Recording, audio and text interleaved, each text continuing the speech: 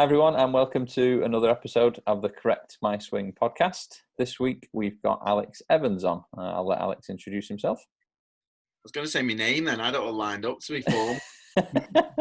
We still can be. Alex Evans, PGA. Well, yeah, I'm a PGA pro. I feel like I'm telling you boys, you already know this, but I'm telling everyone else. I started a YouTube channel a couple of years ago, really, to kind of supplement my playing. So my main focus with golf is playing, but become more of a teaching role as well now and integrating that into kind of my video stuff. So really, I try and cover what I do playing wise on video and then just kind of help other people with that sort of thing in my coaching as well. Right, no, perfect. That kind of like leads on to the first thing very nicely, really. I did it. He's a pro, isn't he? Right? Almost like it's planned. So the channel, Chronicles of a Not Yet Champion Golfer, I'm right, that's what it's called, isn't it? Correct, mate, yeah. Quite a good name, quite a catchy name. Not yet, I like that. I like the little mindset spin on it. It's like, not yet. Not yet. So sort of just elaborate on that a little bit, really, if you don't mind. Like, where did it come from? Like, why did you? I know you just kind of touched on it a little bit then, but if you could maybe elaborate a little bit. Yeah, I played golf and I turned pro maybe 12 years ago. Played golf since I was 8 years old. It's always been my things to play. Like, that was always what I focused on, what I still focus on. And then I played Euro Pro, loads of the mini tours for years, probably for 10 years, I suppose, with, I'd say, limited success. But in my sense, it was like just never reaching potential, really. And I thought something not quite there. And it was actually my girlfriend, Nikki, who said to me, well, why don't you start like videoing yourself? We can make some videos out of it. I think you'll be good at it. But also it'll give you something to refer back to and kind of make you accountable for the things that I was doing. I was like, yeah, that kind of makes sense, actually. So it was born out of that. So, and then it just evolved, really. And it's just more like the name says, Chronicles of a Not Yet Champion Golfer. It's more like chronicling what I'm doing, how I'm preparing to get better. And then I watched it back, like the first few videos, and I'm like, am I actually like that? Oh my God. Because like, wow, is that actually me? No wonder you've not had any success in this game. So it helps me out that, but then it's like I said to you before, it's like the stuff that I'm doing, if it can help other people watching, because at the end of the day, I want people to watch the channel. That's kind of what it's for. It's what makes it, is the audience, and it seems to get a good response. And the stuff that I'm working on and things that I find that haven't worked for me or have, I just try and put that across to the audience, and it's helped me out massively. Like I said, you've got to do things properly. Then you're accountable. You can't just go, oh, I don't need to do it properly. I'll just go through the motions because you're on camera. And at the end of the day, you don't really want to look an idiot on camera. And I know I've not succeeded at that quite a few times, actually. But your intention is to not look like an idiot. So it's definitely helped me out in that sense. So yeah, I enjoy doing it as well. Makes me, as I say, it makes me concentrate, and concentration's always a challenge for me. Gives you a good little bit of structure to, like you say, your practice as well. Yeah, absolutely. I mean, that's something that for years, and I won't go into too deep, but something I struggled with the short game massively and got like mental issues, but literally was hitting, I don't know how many balls a day trying to hit a pitch shot, and they were decent when I was practicing, but something wasn't right, and then just wasn't transferring to the golf course. And then you do the videos and you think, right, well, actually need to be effective. This practice needs to be effective. And for whatever reason, I don't know why, before you do stuff because you think you should and it doesn't work, but you keep on doing the same thing over and over again, expecting different results, and it wasn't happening. So the videos, actually hitting a chip shot on a camera was a big advance for me, really, because there's no way I'd have made a fool of myself like that in the past. So it was getting the camera in front of me, hitting good short game shots, actually give me the confidence to go, you know what, I can actually do this. So it's something I'd recommend people do themselves, even if you're not going to put it anywhere. Just film yourself, watch it back. You can sort of realize that actually what you're doing sometimes isn't always the right thing. Yeah, just chronicling your journey, almost like a journal for yourself. It doesn't have to be necessarily for anyone else. Quite interesting you say that, in terms of like when you'd hit loads and loads of pitch shots without like any consequence almost, and then you thought, well, my practice needs to become more effective. Yeah, I know that's a term that's bandied around quite a bit now. It's becoming maybe a bit more mainstream, a bit more popular, but it's still not in the same sense? Do you think that's fair? That's a fairly like true representation that people are trying to be effective, but do they really know what effective practice is? Do people still think effective practice is just let's go and make sure I do 6 hours worth and hit Yeah, loads of shots, and that's effective? I think that's so common that people say, "Well, I need to practice," and you go, "Okay, we go and practice." So they just go on the practice ground. It's almost like, well, if I practice, I deserve to get better. And they think it's like the quantity of it rather than I've Yeah, done 6 hours, so that must be good. Rather, well, I could have actually done all that in 45 minutes and done it 100%. better. 100%. And I think it's changed a lot certainly over my time. Like my generation was always, when I was a kid, it was always like the thing of, oh, you've got to hit balls till your hands bleed. You've got to go out and hit thousands of balls. That's just the way it is. So you'd sort of Yeah, train all the time. You've got, the same. you're not trying hard enough unless your hands have got like, Yeah, skins that are on your hands and stuff. And it's like, so you buy into that, don't you? And think, well, I'm yeah, being told that's what you need to do. I think now, because there's so many stats and everything available and so much more analysis of everything that's going on, you can be so much more specific in areas you need to train on. You can identify them areas so much easier that you can actually go out and, like you just said, Josh, you can go out and spend half an hour, 40 minutes and do more work in that time than you could have done before when your hands are falling off at the end of the session. You've lost 100 balls. yeah, yeah. If you've not hit as many balls as Hogan did in one session, you've not hit enough. Exactly. You're not working hard enough, basically. Yeah. And that I got into that mode. I felt guilty. I'd go home and be like, oh, you've not done enough. You've not done enough. I've only hit 3,000 today. It's not nowhere near enough. Then he flapped about 80 divots over the golf ball there. Right? You need to sort that out. So like, everything with the channel, has it like turned out kind of how you wanted it to so far? Yeah, I mean, I was probably a little bit naive when I started it and thought, it'll be easy, you just put a camera in and do stuff, but it's the practicality of it's a little bit more difficult than what I thought. But yeah, I didn't know what to expect when I did it, when I started it. It wasn't like, oh, I want this many subscribers or I want this viewers. It's worked out differently in terms of my golf, and it's helped me more than I actually anticipated that it would. Didn't think it'd do that much from a game, but it has. And yeah, I mean, I wouldn't have expected the response I had from most of the people that watch, and it's been really positive, to be fair, which is good. And I wouldn't say, it wasn't really like I went in expecting anything or saying, right, I'm going to do really well out of this. It's more like, let's do it, see what comes from it, and do it like as well as we can, and see what happens. And it's good. Like I said, it's hard work, and my missus does all the editing, and she spends Really? the weekend doing it. Yeah, she's the brains of the operation. I just stand there, look an idiot on camera, pass it off, and she makes it look half decent. So yeah, You're just a talent, are you? it's all. I'd say she's the talent. I'm the Talent. yeah. So yeah, she's definitely the talent in the relationship. She makes you look good. Exactly, mate. And it's a challenge that in itself. That's how talented she is. I mean, one of the things that we picked up from obviously watching your videos and your social is, you seem to be, one of those that really incorporates health and fitness in as part of your routine, which we know, and it's what we've talked an awful lot about on our, on our blogs and our channels and stuff. Just a bit curious, thought while we've got you on, it'd be just interesting to see your viewpoints of, what is it that, you use kind of that for? Is it for your golf, or is it for your own personal kind of almost sanity? Both, Andy, really. I mean, I think when I always trained. So I went to college in the States, did 4 years there, and I always trained there. And that was, from a point of view in terms of golf, it was like, you need to be strong. And I was like, I knew I needed to be strong to play, to distance-wise and everything like that. But it was never really specific. It was more like, if I lift weights. Very similar approach to what I was talking about with the practice side of things. It was more like, I'll go to the gym, I'll deserve to be good, but not necessarily always doing the right stuff or the stuff that was specific to me. So now it's a combination, really. I do it from a health point of view to feel fit, to feel like healthy and in a good shape, basically, because I think that makes me feel a bit more prepared and a bit better about myself, really. And I think that can only help you golf.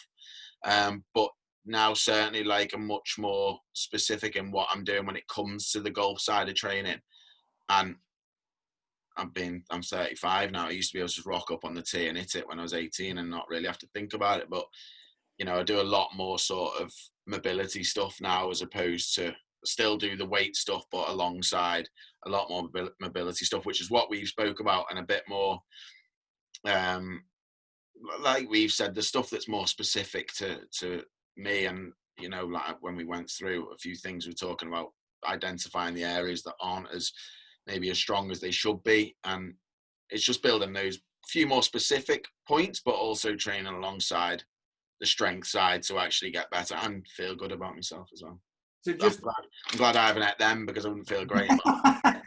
No, see, that's the we'll just bust another myth there that they say chocolate's bad for you. It's a lie. Chocolate's the best thing in the world. Yes, absolutely. Get me another bag of them. I mean, you talk about specificity, and it'd be good to know, because obviously it's an interesting thing, you know, as we're kind of exploring at the moment in time. Like you've said that, you know, you got that old strength and power thing, but then you've obviously started to see a bit more specificity, and you're trying to bring it into your training. How would you split a session, just out of curiosity? So how would you, you know, what's a typical week of you doing your training look like? I do it separately, really. So if I'm doing one session, I'll normally do like a strength side of whether it's power moves for golf, like a lot of it with kettlebells, that sort of thing, kettlebell swings, and a lot of that sort of training is my strength stuff. Okay. And then I'll generally always finish that sort of training off with, I do a bit of yoga now, just like I said, getting old on, I keep the stretching going. And then I'll do the separate side of things, like the building of really small areas that we've done, you know, like how much weaker I was on my left side. Like I couldn't believe the difference in my left and right side was ridiculous. You know, it's like, stand on your right leg, Al, and do this move. Yeah, I'm fine with that. Stand on your left leg, Al. It's like, oh, fell over. Get up, Al. So I was trying to do more of that as a specific workout, rather than kind of combining the two at the same time, if you know what I mean. No, I think it's important, because, you know, that's obviously something which, you know, we're trying to promote and encourage. So it's nice to hear that, you know, from someone like yourself, who is well respected in the industry as well, that, you know, because I think that's the right way to do it as well, personally. You know, Yeah. I mean, you can incorporate some of it, but I think it is nice to keep it separate. So what inspires you? What keeps you kind of, because, you know, training is one of those things where doing the same routine over and over again, some people get bored.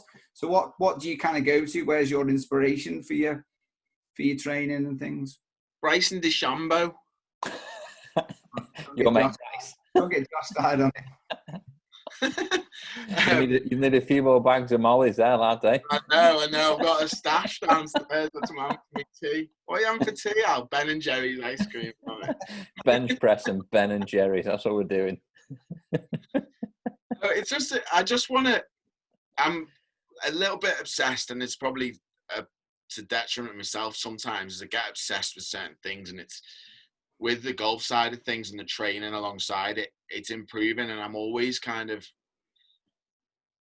sound like someone that's never played golf here before when I say this, but someone that's always searching for that next thing that's going to make everything better, I suppose. No, I don't think you do. I think I would say a lot of people will really relate to that. I think golf almost like drives you to that. Yeah, it's that sort of game, isn't it? So, you know, it's all, and you kind of know there's that thing there that'll make it click, and yeah, you search for it. And yeah, I mean, you know what it's like. It's not the same for everyone. That's always going to be a different thing for every individual golfer. So people might try and find that one thing. It's different for absolutely everyone. And that's one thing that came to me when we did the training. It's so different for everyone. It's difficult to sort of say, this is how everyone should train, because everyone's built completely different, and everyone's more dominant on one side, or need to build up, you know, spend so much more time on the left side compared to the right, or the rotation compared to the strength side of things. So it's more, I just keep getting obsessed with that thing of improving. And if training side of it is going to make me better, then that's my motivation. If it wasn't, and I don't see an improvement, then I can kind of lose that motivation. But when I have a target in a certain things, as simple as it might be, I just, like, you want to touch your toes. The closer you get, the more I want to do it. So it's that sort of thing that kind of drives me on with that side of of golf. I mean, I can't actually touch my toes. I'm good at that, but that side of it is that constant sort of thing of improvement, and whether it's being able to lift a little bit more weight or get an extra 2 mile an hour club head speed, whatever it might be, whether that correlates, it's something that keeps me going with it. Yeah, I love the stupid game. I don't know why, but I do. But I think it's important, and I think what I took from that was quite nice is that you're not just winging it as well. Are you doing it and testing it to see if it improves your golf? And I think that's something which is really important, isn't it? That because, like you said, everybody is individuals, and the fact that what you're doing is you're actually then testing to see if it's improving your golf, and then adapting to see if we can tweak it better. I think is the right way to do it, isn't it? Yeah, absolutely. And I think, a lot of it kind of is a little bit trial and error, because you'll see there's certain things that people need to improve on in their own golf, and whether they're not aware of it. And one thing through speaking with you boys about that side of things is trying to coach people to do certain things. And this comes from the coaching side of it, to do certain things. And I've done it in the past, trying to get people into certain positions, and they can't do it. They can't do it. They don't have the mobility in the shoulder to get external, to get the club in the right position on the way down. But you keep trying to do it because you think, well, I can get it there, so why can't this person get it there? And you almost don't recognize that until you do. Well, we spoke about it in depth, until you realize, actually, you've been trying to tell people to do it, but actually, physically, they can't do that. So then they've either got to say, right, you've got to go and train on this to be able to get in this position, or we need to accept we're not going to be able to get there, and we need to do something a little bit different. So the training side of things helps the coaching massively. I think it's probably still a little bit underrated, really. Enough attention isn't paid to enough in even the amateur game. I know professionals is different, and it is, everything's looked at to the nth degree, but in the amateur game, I don't think it really is. And I think it's a massive thing that people can look at to get themselves in position to actually swing a golf club better, simply, really. Yeah. I think also in terms of the amateur, obviously, like you said, the pro game, it's all, like you say, very tailored, very specific, that they don't necessarily leave any stone unturned. But the amateurs, like when they go to the gym, a bit kind of like what you were saying when you were over in the States, it's like, well, I'll join a gym. If I do some deadlifts and squats, it'll be sound. Yeah, like, exactly. I'll get stronger. I'll do some box jumps, and I'll jump around a bit and throw some balls around a little bit. And yeah, you know what? Looks like a golf swing. Yeah, it'll be all right. It'll be sound.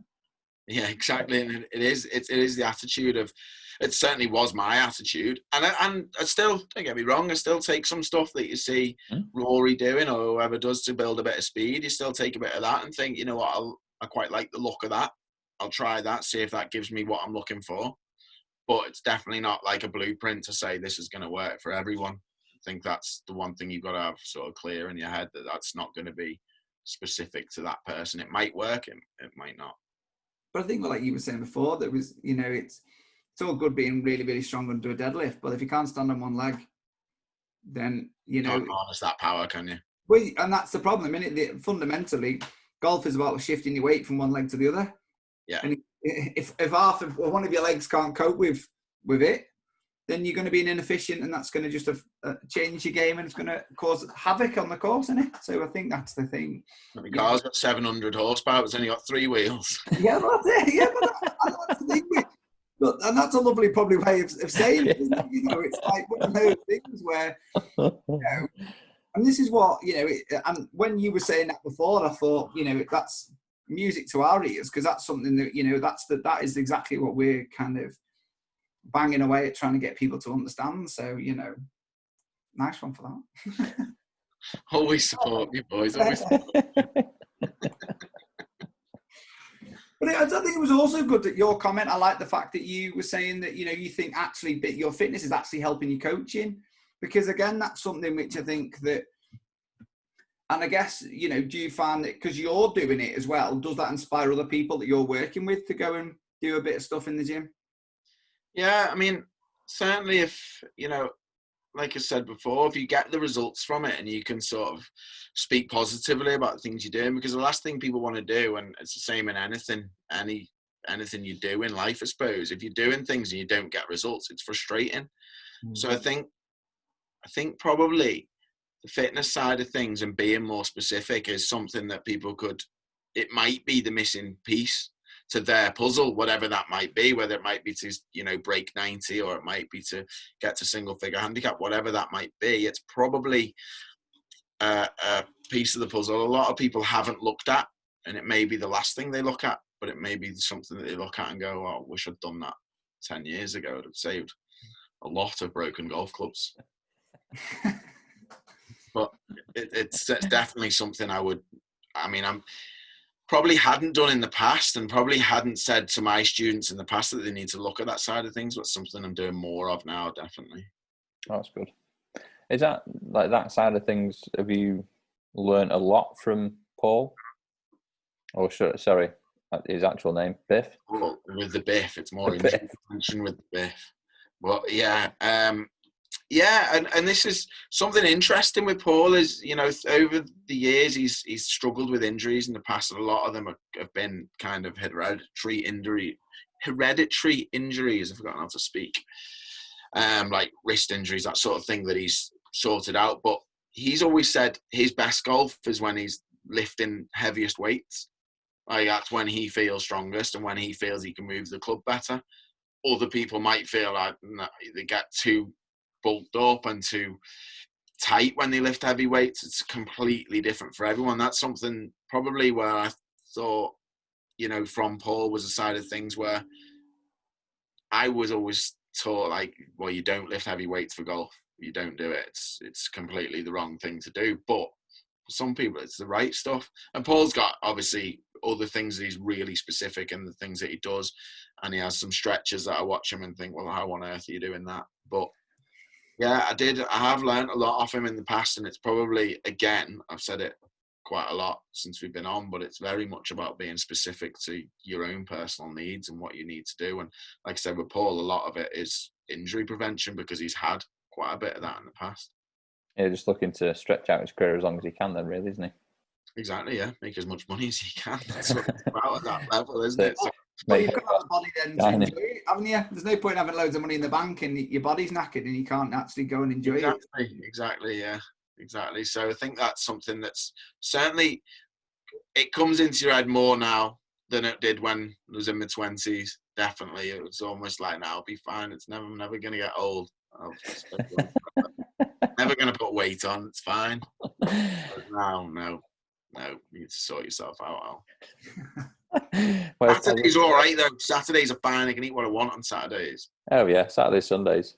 But the other days, no, I'm much more strict with myself these days. Disciplined, Al, is it? Yeah, they weren't my Maltesers, I promise. They weren't. Yeah. I think they were from the weekend, actually. But yeah. I was from Saturday. That was the day off. That was it, yeah. Disciplined, positive Al, I am, yeah.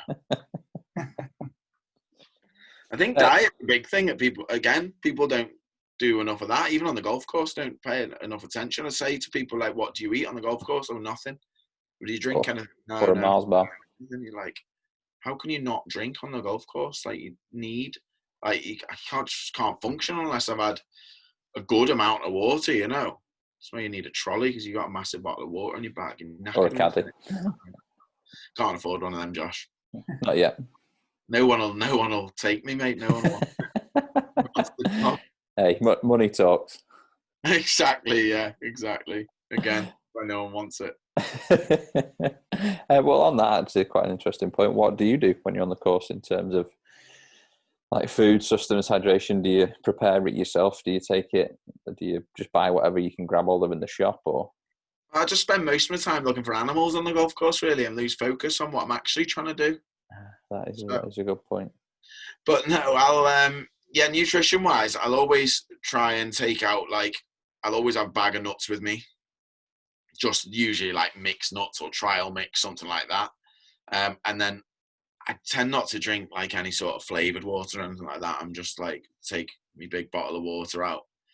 Try and drink probably, I guess I'll probably drink about 1 litre of water on the golf course. But I'll eat probably every 3 holes, I suppose. Not loads, just a handful of nuts, just to make sure that I'm staying, like, I don't get the shakes or anything, because I get that quite easy with energy, you know. I think certainly towards the end of the round, it's something that the amount of times people have dropped shots in the last few holes and put it down to nerves or whatever it is. But if you're not hydrated and you're not fed properly and you haven't got energy, mental focus goes out the window, and it's not just like a physical thing. I think it's to support mentality as much as anything else. Look, closing holes, the amount of people that drop shots, I think, down to that, and they wouldn't even recognize it, I think could be surprising to a lot of people. Well, it's almost like it's the variables that you can't see, isn't it? Yeah. Like those variables are the things that aren't necessarily quantifiable. You can't really. It's hard to measure, isn't it? It is hard to measure. And I think even if you say to yourself, well, if I eat enough on the golf course and I have the right nutrition when I'm on the golf course and I'm drinking, I'm mentally going to be in a better position when I finish. If you can convince yourself of that, when you actually get to the end, closing stage of a round, you're confident in yourself that you're in a mental good place because you've told yourself that. So even if it's not had that physical effect, if you know that it's more likely to do so, you're more likely to be confident. Not going to double bogey the last. Throw your putt up the green. Save even more broken clubs. Exactly. So on Paul, sort of like, how did you meet? Have you known him for a long time, or is it just like through associate Bromborough or what? Yeah, I've known him since we were, I think, about 10 years old, I suppose. Oh, he right, okay. He was at Brackenwood Golf Club up the road, which was like the local municipal. He grew up playing golf there, and then he come to Bromborough when I think he was about 12. But he was always like very low handicapper as a kid. We were quite similar actually, growing up. He didn't like me at first, the first like year or so, because he didn't know me, but because I was like quite low handicap, he was like, well, who's this lad here? And he didn't like me. We decided that until we actually met, and then we were good mates. And so yeah, we've known each other since we were that age, and then we've just grown up playing golf, and you know we spend probably too much time together because we literally, when we're home, we're practicing together. It's, you know, really good sparring partners for each other. I suppose we can have that competitive practice against each other.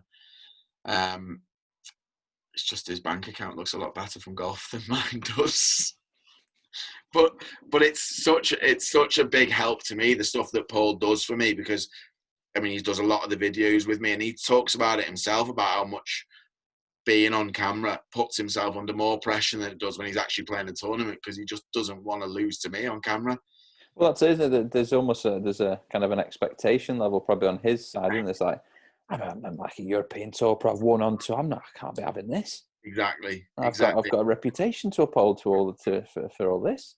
Exactly. That's why I stand on his balls or walk past and you can't see it. Well, see what you can do from there. But it is that thing again, like I said before, doing the videos makes you accountable for what you're doing. You've got to practice properly and really concentrate. And if there's a consequence like that, it means losing to me, or I lose to him on camera. It's something you don't want to do. You don't want to be seen losing. You don't want to be seen not doing what you can do really and showing your potential. So yeah, Paul's been a massive help to me in that front, and his experience now on tour, he's been on for 12, 13 years, maybe something like that. So his experience and his depth of knowledge now, certainly his depth of knowledge in the golf swing is amazing, I think. Really, that's interesting to hear that coming from a player. Yeah, I think if ever he doesn't play, whenever he stops playing, I think he'd make a brilliant coach. Honestly, his knowledge of the golf swing is amazing. And I think that's growing up with Graham Walker as his coach. He's learned so much from him, but it's he's so well clued up on what makes the golf swing work and what creates certain moves and I think that's a lot to do with the training side of things as well. I think that's everything hand in hand with it. It's all, it's all sort of comes back full circle. And I think he knows what creates certain moves that he wants in his golf swing, and that makes his understanding of the golf swing a lot better. That's interesting, like from a player side of point, because there's a lot of players, I guess, that don't want to know that, do they? They're not interested. They don't want to know kind of what goes on. It's almost like if you were to interview maybe someone like Dustin Johnson, or like who seems to have the reputation of, well, I just kind of aim a bit left and whack it really hard, and it slides back, and just like miraculously it just happens. Yeah. But if you ask him like the technicalities of that, how do you hit that shot? I just kind of aim left and hit it really hard, and it comes back. it's back to that same thing of what works for you, Josh. And some people need to understand it, some people don't. I mean, I go back to like when I was a kid, and this is when people say play golf like you're a kid, and it's so much easier said than done. But my short game as a kid was so good because I had no clue how I got it there. It was just like, oh, I'm going to hit it there, watch this shot, and play a massive flop shot from the edge of the green when you didn't need to, but just because I could.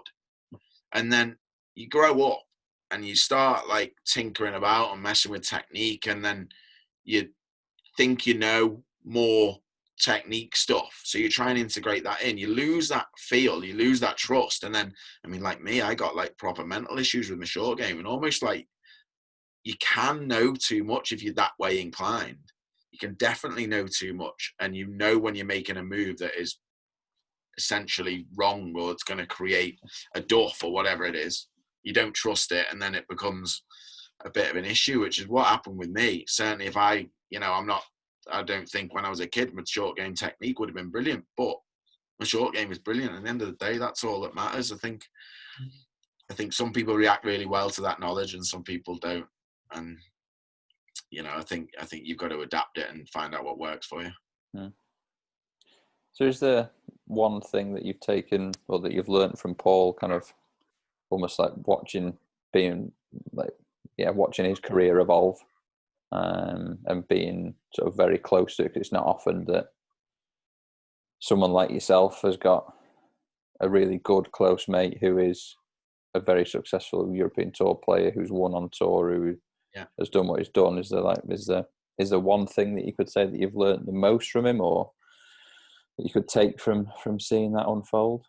Yeah, I would say it's really focusing on not one massive thing. I always look for that like one thing that was going to make you better. It's almost paying attention to every single detail and making everything just a little bit better.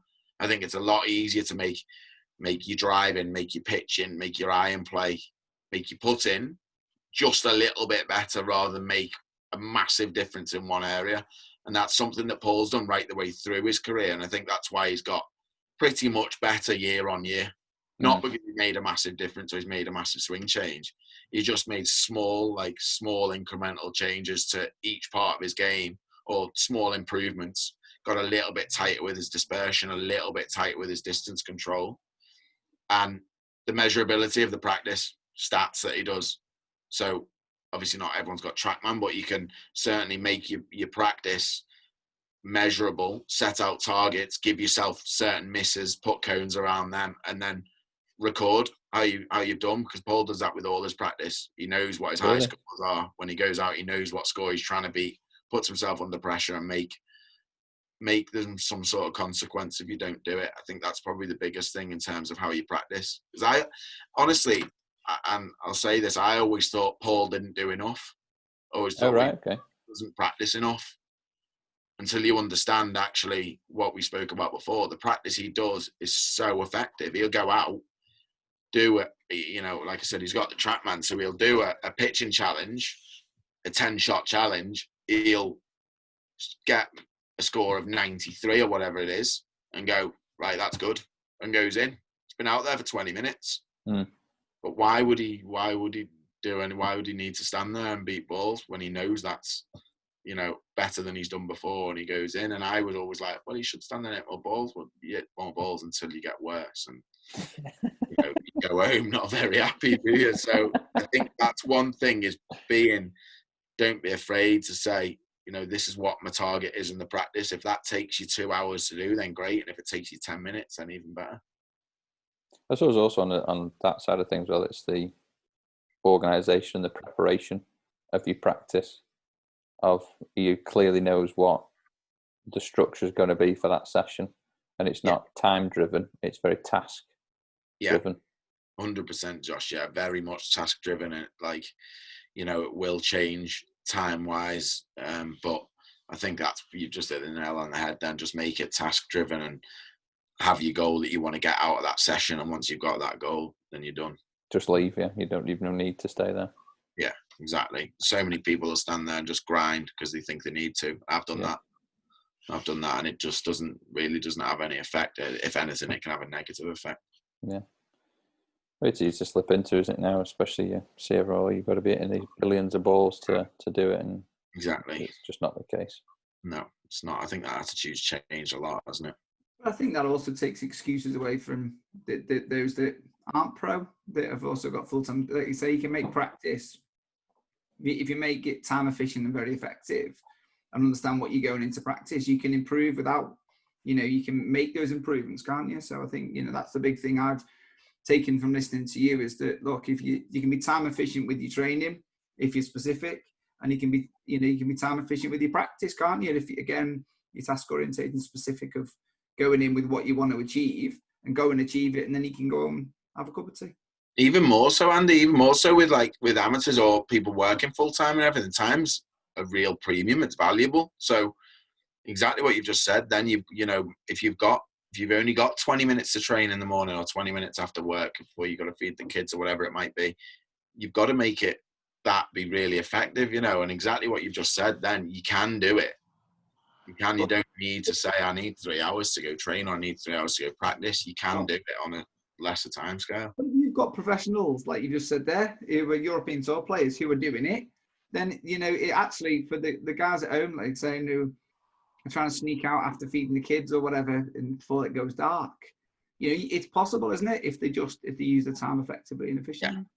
And like what Josh just said, planning it, making sure you are planned, make sure you are organised, and make sure you've got your task that you want to get done. Brilliant. Perfect.